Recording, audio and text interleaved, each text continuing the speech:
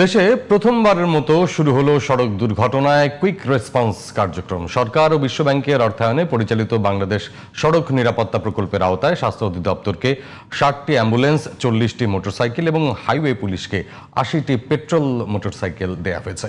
সোমবার কার্যক্রমের উদ্বোধন করে সড়ক পরিবহন মন্ত্রী শেখ রবিউল আলম বলেন, দুর্ঘটনা কমানো না গেলে কোনো কিছুই কাজে আসবে না। বিআরএসপি প্রকল্পের টাকা যথাযথভাবে খরচের নির্দেশনাও দেন মন্ত্রী। আমদানিকে রিপোর্ট। কেসারেন শেকড় থেকে শিখরে। সোমবার রাজধানীর তেজগাঁওয়ে সড়ক ভবনে আনুষ্ঠানিকভাবে উদ্বোধন করা হয় বাংলাদেশ সড়ক নিরাপত্তা প্রকল্পের কুইক রেসপন্স টিমের কার্যক্রম। অনুষ্ঠানে উপস্থিত ছিলেন সড়ক পরিবহন মন্ত্রী শেখ রবিউল আলম, প্রতিমন্ত্রী হাবিবুর রশিদ হাবিব, স্বাস্থ্য প্রতিমন্ত্রী ডক্টর এম এ মুহিত, বিশ্বব্যাংকের ডিভিশন ডিরেক্টর জিন পিসম সহ সংশ্লিষ্ট বিভাগের ঊর্ধ্বতন কর্মকর্তারা। মহাসড়কে দুর্ঘটনা কবলিত যাত্রী উদ্ধার ও প্রাথমিক চিকিৎসা নিশ্চিতে প্রথম ধাপে 60টি অ্যাম্বুলেন্স, 40টি ফার্স্ট এইড মোটরসাইকেল এবং 80টি পেট্রোল মোটরসাইকেল দেওয়া হয়েছে স্বাস্থ্য বিভাগ ও পুলিশকে। অ্যাম্বুলেন্সগুলো থাকবে জয়দেবপুর হাটিকুমরুল রংপুর, নাটোর রাজশাহী এবং জয়দেবপুর ময়মনসিংহ মহাসড়কে। 40টি মোটরসাইকেল অ্যাম্বুলেন্স কাজ করবে ঢাকা মহানগরে দুর্ঘটনা পরবর্তী সেবায়, আর হাইওয়ে ট্রাফিক ব্যবস্থাপনা ও দুর্ঘটনা রোধে কাজ করবে পেট্রোল মোটরসাইকেলগুলো। উদ্বোধনী অনুষ্ঠানে স্বাস্থ্য প্রতিমন্ত্রী জানান, দুর্ঘটনায় প্রাণহানি রোধে সারা দেশে 24টি ট্রমা সেন্টার করার উদ্যোগ নিয়েছে সরকার। Preventing road traffic accident is actually preventing disability, preventing death.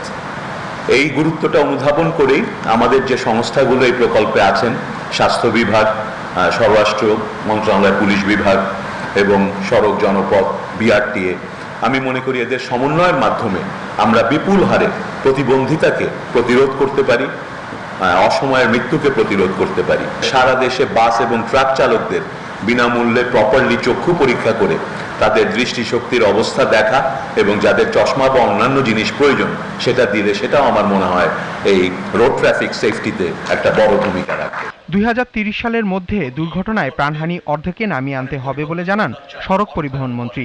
সবাইকে সচেতন করার পাশাপাশি আইন প্রয়োগও জোরালো করা হবে বলে জানান তিনি। এই মুহূর্তে আমাদের প্রয়োজন রয়েছে একটা কম্প্রিহেনসিভ নিরাপদ সড়ক আইন, যেটা আমরা 2027 সালের ডিসেম্বরের মধ্যে করতে চাই।